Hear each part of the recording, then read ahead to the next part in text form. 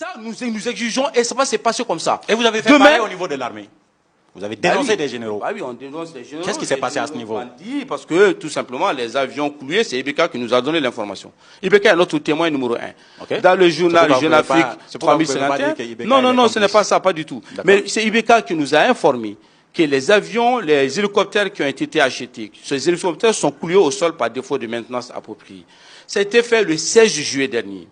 Monsieur Mohamed Ali, quand un président de la République donne une information aussi accablante, aussi grave, c'est notre devoir de nous lever pour dire que justice soit faite. Parce que ça veut dire que tout simplement, on a débloqué l'argent des avions neufs et il y a des bandits au sein de l'armée, il y a des bandits auprès du président de la République qui sont partis acheter des épaves en France pour nous ramener et que ces avions sont cloués, ne peuvent pas travailler. Et quelques jours après, le fils du président Karim Keïta, qui est président de la commission de défense à l'Assemblée nationale, a déclaré, pour confirmer les propos de son père, a déclaré que ces avions ne portent même pas de viseur.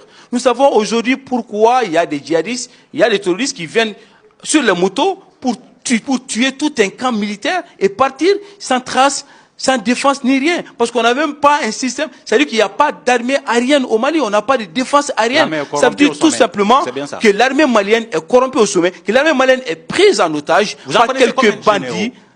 Moi, je ne connais pas le nom des généraux, ça ne m'intéresse pas. Les généraux, les généraux corrompus, ça vous intéresse? Non, les généraux corrompus, je ne peux pas vous donner le chiffre parce que je pense qu'il y en a tellement. Je ne suis pas là à compter.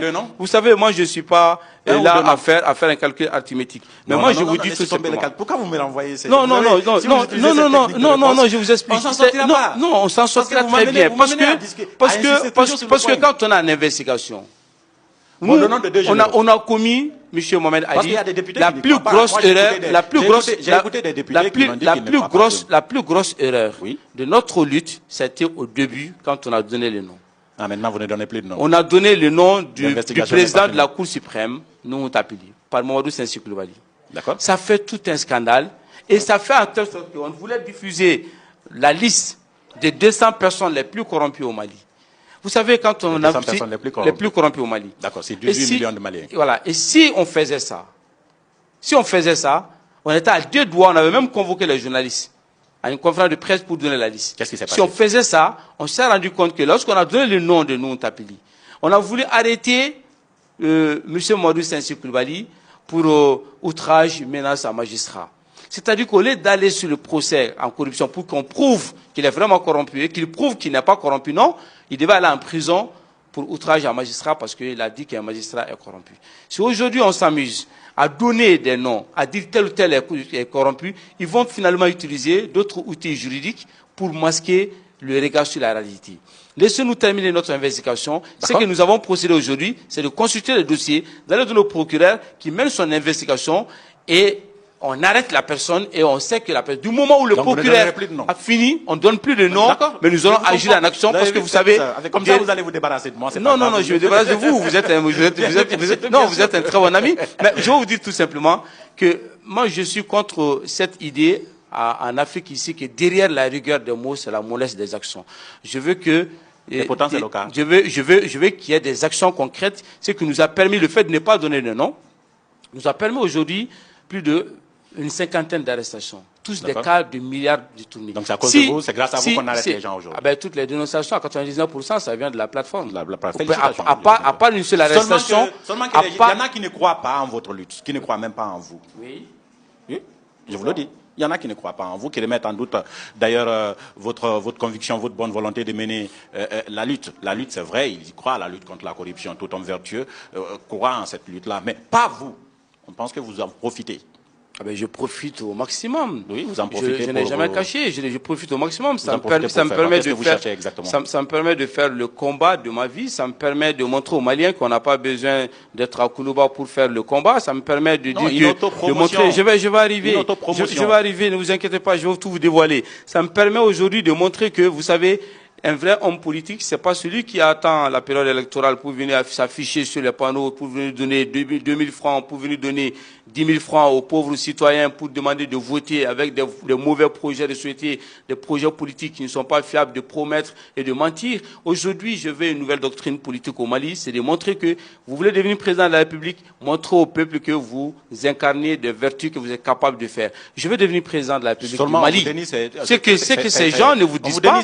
C'est que on ne voit pas le meilleur représentant pour cette lutte-là. C'est que ces gens ne vous disent pas.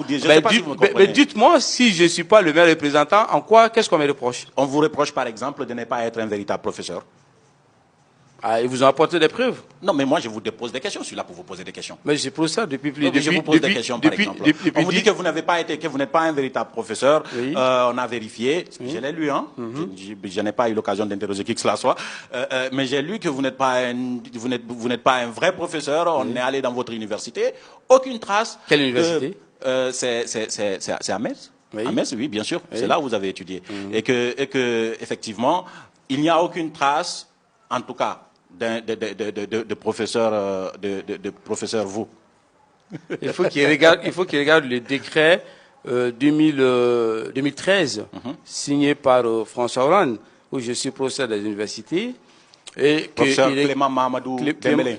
Clément Dembélé, parce qu'il n'y a pas Mahamadou toujours.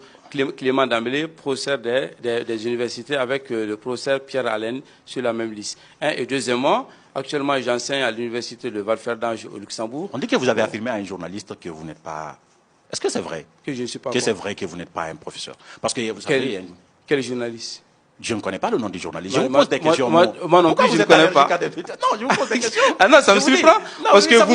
Non, vous me dites des choses... On vous a jamais dit ça? Vous n'avez jamais entendu parler de ça? Non, je n'ai jamais entendu. Que j'ai dit à un journaliste que je ne suis pas... Vous avez affirmé à un journaliste que je ne suis pas professeur. Que c'est vrai, vous n'êtes pas professeur. Mais quel journaliste? Mais je ne connais pas le nom du journaliste. Mais vous êtes un journaliste d'investigation, Mohamed Ali. Je ne suis pas un journaliste d'investigation, je suis un intervieweur. Bon, vous êtes un bon intervieweur.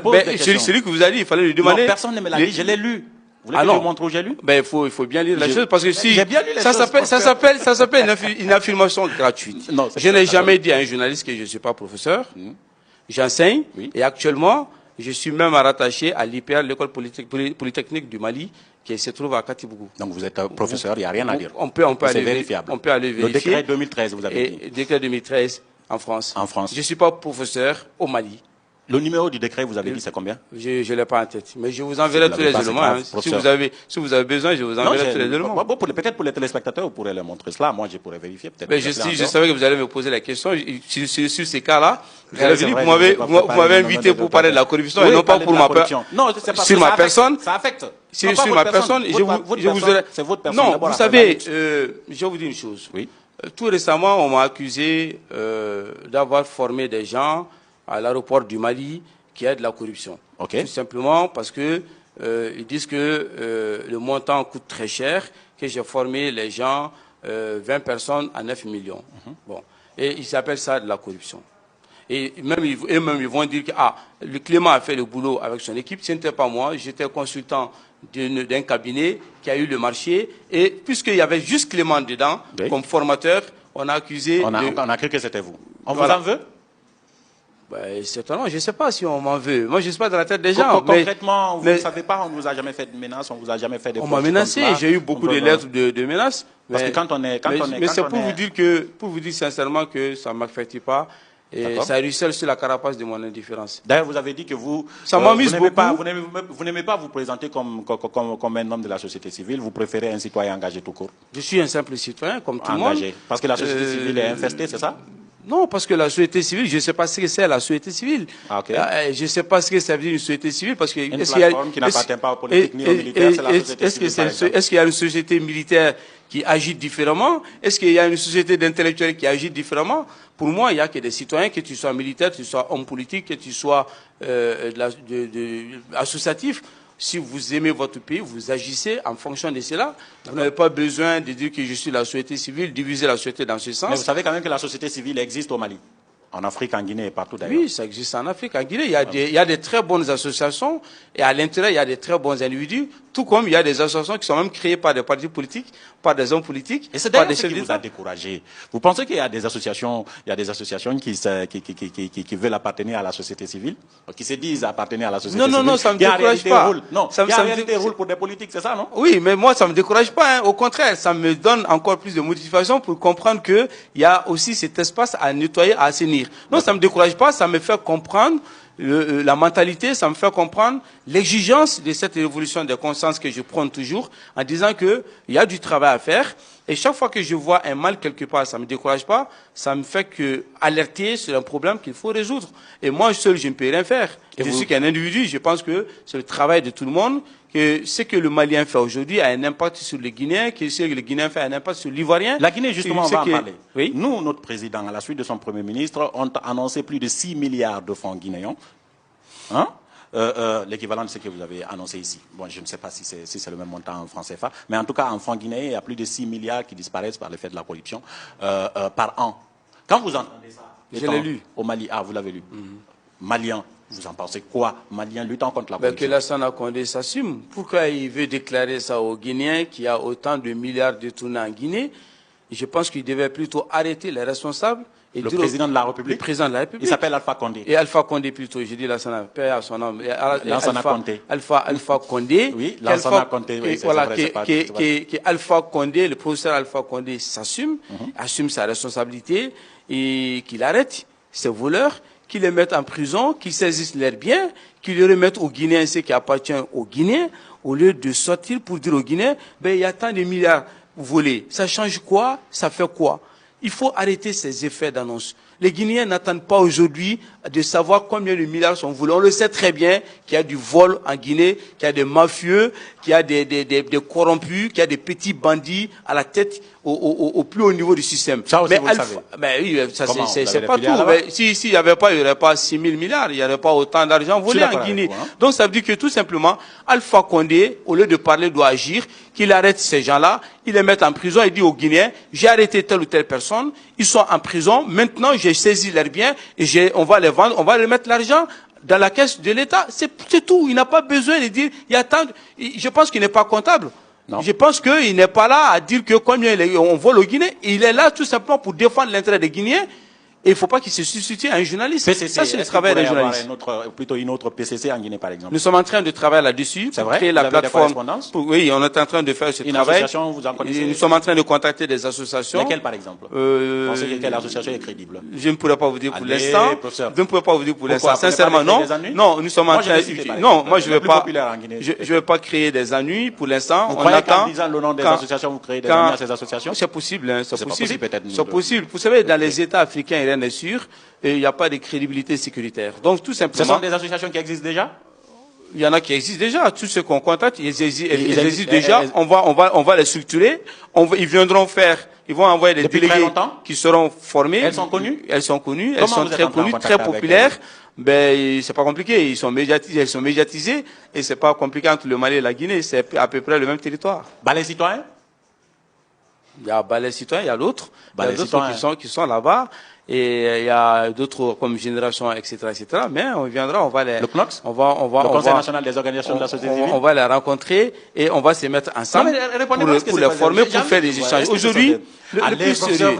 Non, je vous dirai pas le nom. J'ai déjà répondu, je vous dirai pas le nom. Je vous dirai pas le nom parce que tout ce que nous avons convenu, c'est l'instant, c'est de travailler ensemble, sans faire divulguer les informations. C'est qui les plus populaires dans ça, par exemple?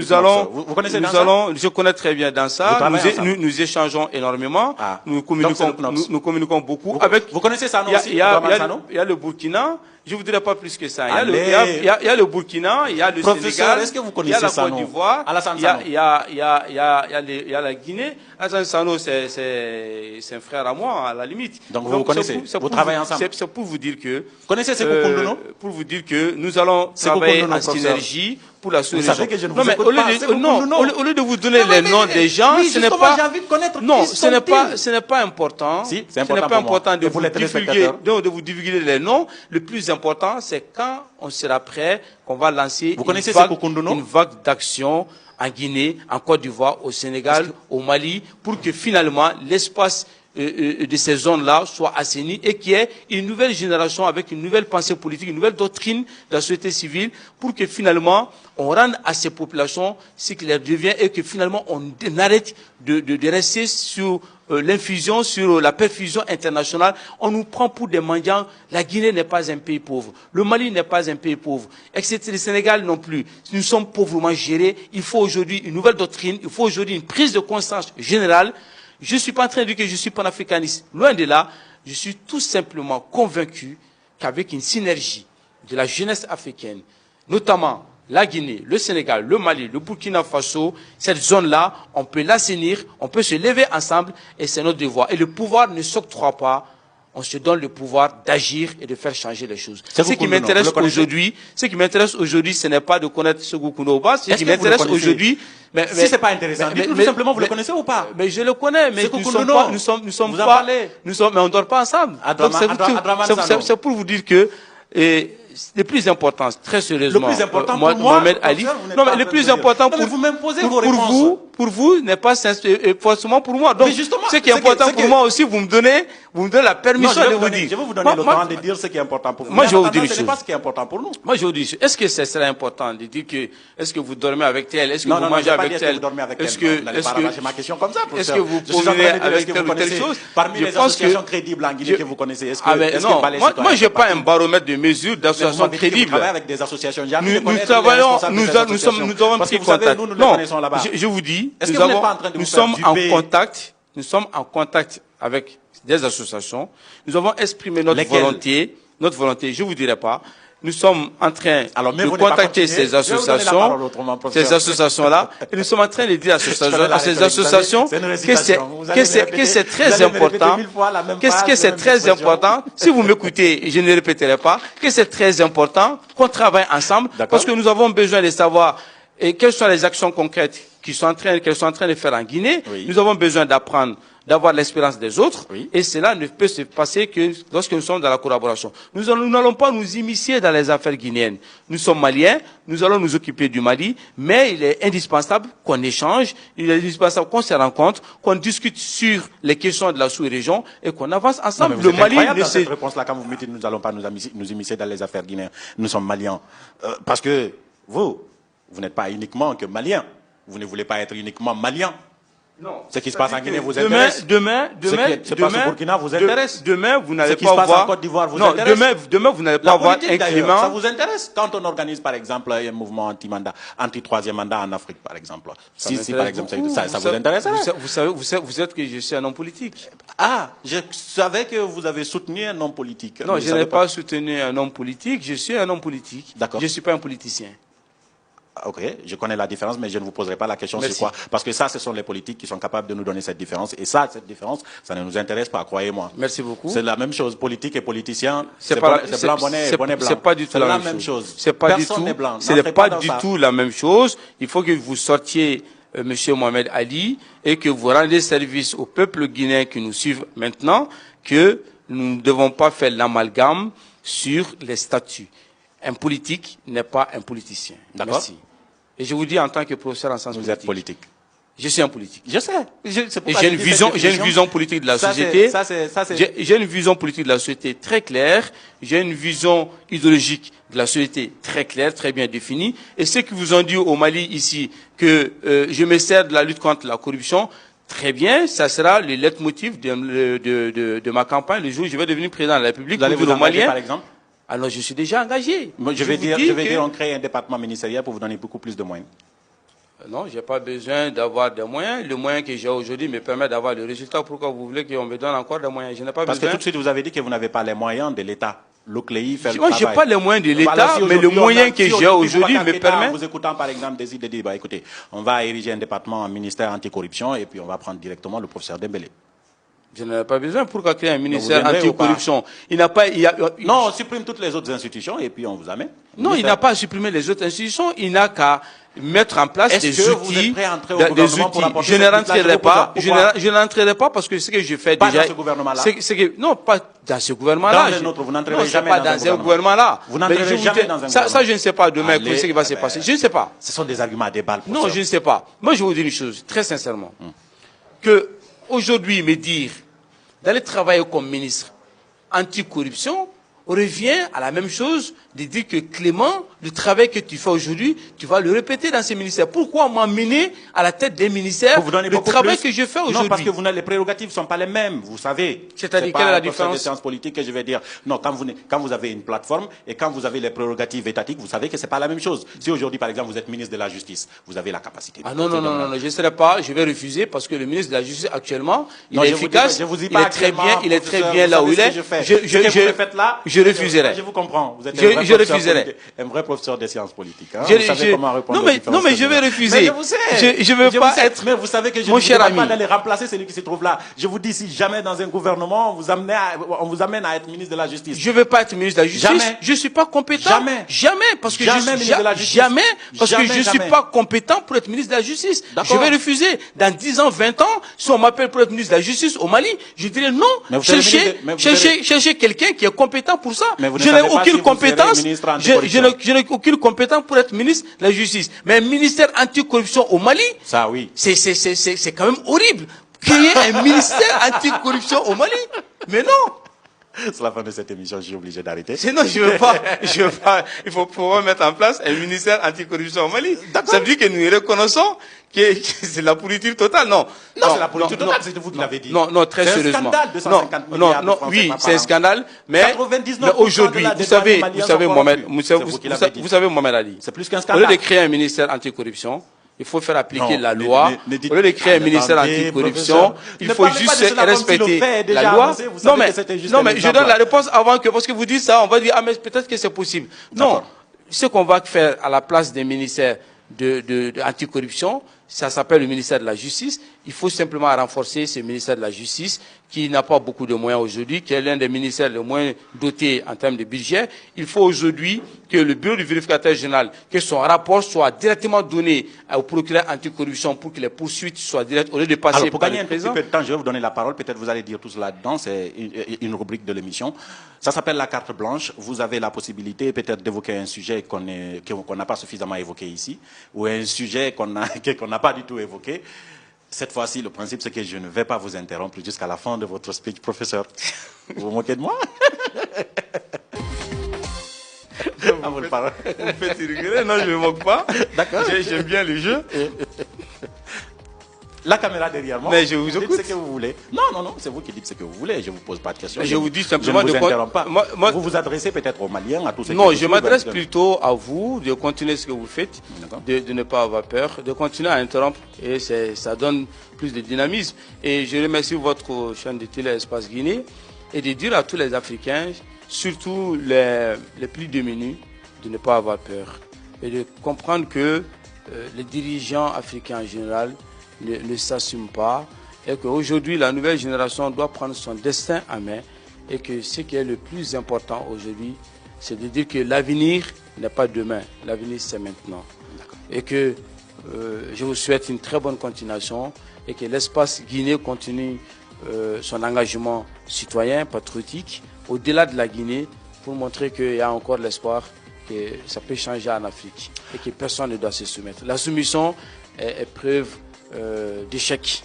Il ne faut pas échouer. Il est le président de la PCC, l'homme qui a porté plainte contre 8000 fonctionnaires maliens. C'est une réputation quand même, sacrée réputation, professeur. Merci d'avoir répondu à nos questions. C'est moi qui vous remercie. Peut-être juste un mot sur l'opposition guinéenne. Vous les suivez aussi puisque vous êtes un homme politique. Mais je dirais à l'opposition guinéenne de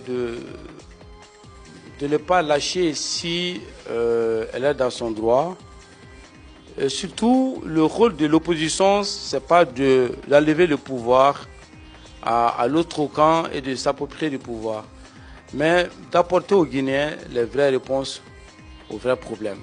Vous savez, la Guinée est un exemple type de ce que l'échec peut être au plus haut niveau. Il y a tout en Guinée. C'est le pays le plus riche au monde.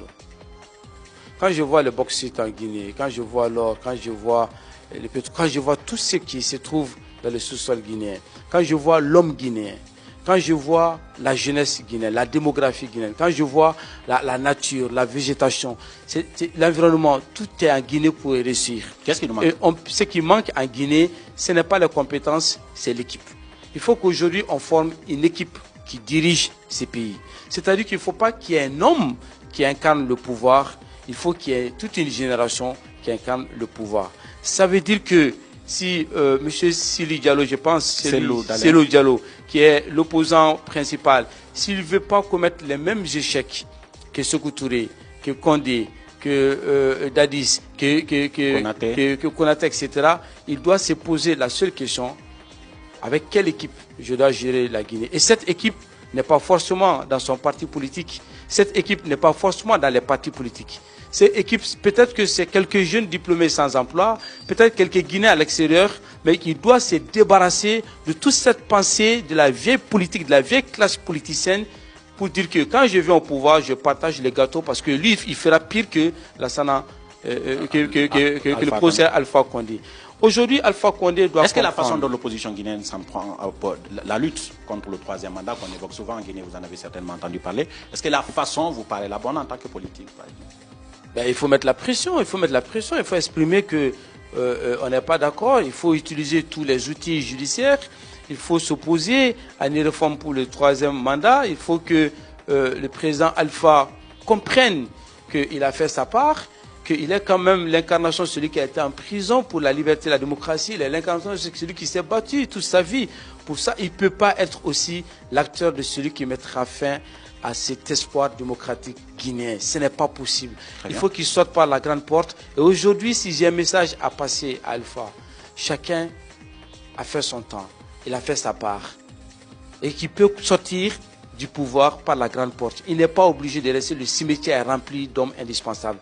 Mais quand il partira, je dirai à ses successeurs que la Guinée n'appartient pas à quelques hommes. La Guinée n'appartient pas à ses politiciens. La Guinée appartient aux Guinéens.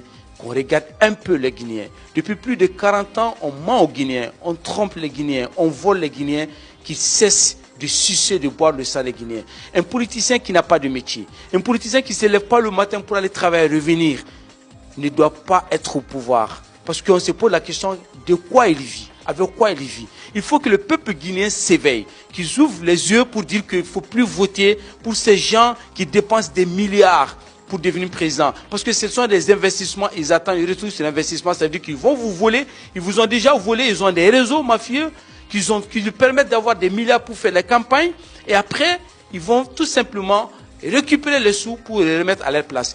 Il faut que les Guinéens sachent aujourd'hui, s'il faut voter pour un jeune diplômé sans emploi, s'il faut voter pour un paysan, s'il faut voter pour un artisan, qu'ils votent pour des gens qui sont fiables, qui les présentent des projets de société, un programme fiable, et que c'est celui qui ne fera pas la concertation populaire citoyenne, c'est-à-dire celui qui ne fera pas le tour de la Guinée, écouter les Guinéens, comprendre les Guinéens, prendre en charge les aspirations des Guinéens, depuis les villages, les hameaux, jusqu'aux communes, jusqu'aux régions, pour venir faire son projet de société. Si ce sont des experts dans les salons climatisés qui parlent, qui travaillent et qui vont proposer un projet de société à la place des Guinéens, ne votez pas pour ces voyous politiciens. Votez pour un politique, ne votez pas pour un politicien. Aussi clair que ça, l'équipe technique était composée d'Amar Alexilla, Mohamed Aliou Ba et surtout Alassane Diallo qui assure le montage et la réalisation. Nous on se retrouve dans un autre numéro. Au revoir.